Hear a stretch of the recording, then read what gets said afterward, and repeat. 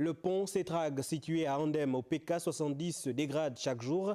L'infrastructure subit des chocs occasionnés par des grumiers et autres poids lourds, une situation qui a interpellé les techniciens du ministère des Travaux publics, des Eaux et Forêts et des Transports qui étaient tous visités avec Cyril Ngaleko et Michel John Boudéan-Lendoy. Regardons.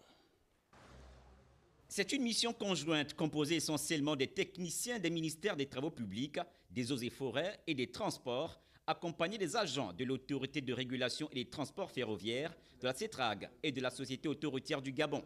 La mission conduite par le conseiller en communication du ministre des Travaux publics vise à mener une inspection visuelle détaillée de cet ouvrage construit depuis 1978 qui subit des impacts à chaque passage des grumiers et des transports d'agrégats dont les charges sont hors normes, commises par les autorités de la transition, soucieuses de la protection du patrimoine routier national.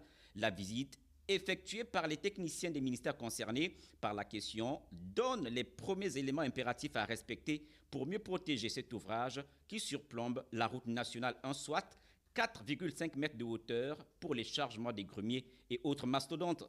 Même si visiblement l'on a constaté un dénudement des armatures sur certains points de la retombée de la poutre, l'ouvrage ne court pas de risque d'effondrement pour l'instant. En revanche, certaines mesures doivent être prises de façon urgente pour que le pire n'arrive.